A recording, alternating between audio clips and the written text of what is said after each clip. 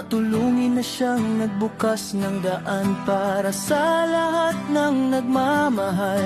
Sa bayan ng Paniki, aming iniaalay ang wagas na pasasalamat sa inyo. Mahal naming dating Mayor Max Rojas. At sa inyong minamahal na dating Vice-Mayora Aida Rojas, na buong pusong nag-alay ng lakas at oras para sa kapakanan ng bawat mamamayan dito sa ating bayan. Hindi namin makakalimutan ng inyong serbisyong tapat, na hindi naghahanap ng kapalit, at ang inyong malasakit na parang ilaw na hindi kailanman namatay sa gitna ng hamon ng panahon. Kayo ang nagpakita na ang paglilingkod ay hindi lamang tungkulin,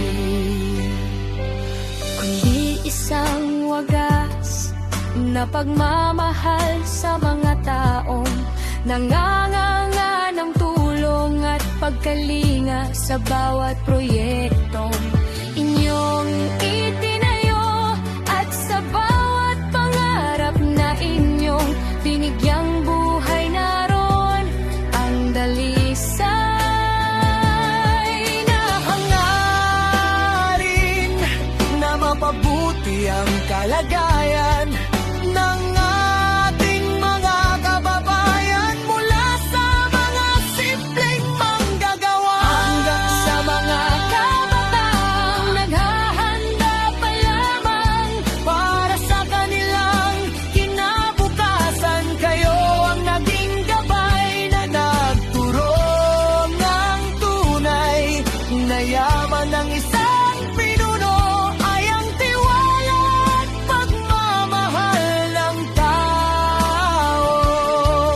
kanyang pinaglilingkuran. Ang inyong mga gawa ay mananatiling nakaukit sa kasaysayan ng Paniki at magsisilbing halimbawa sa aming mga kabataan na dapat nating isa puso at isa buhay ang pagtulong sa kapwa ng walang pag-aalinlangan at walang hinihintay na kapalim na ang pagiging tapat sa tungkulin ay ang pinakamataas na uri ng pagmamahal sa sariling bayan.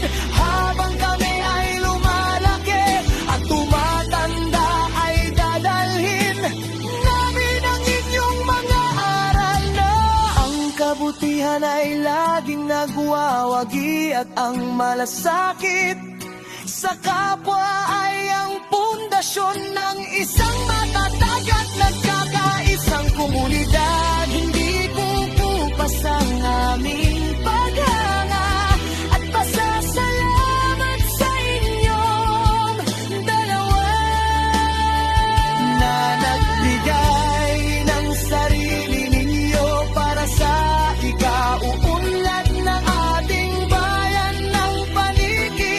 Ang inyong pamana ay hindi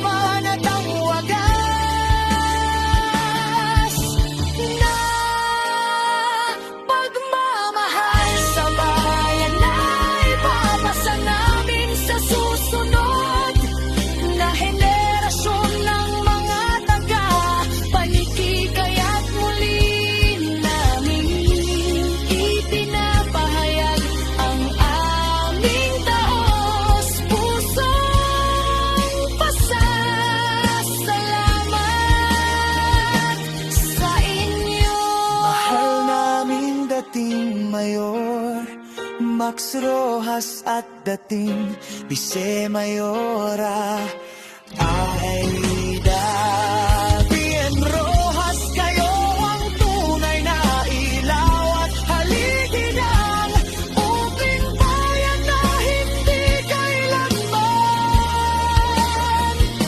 malilimutan ng aming mga puso at isipan habang kami ay nabubuhay at magpapatuloy kaming tumupad sa inyong mga aral na maglingkod ng tapat at magmalasakit ng buong puso.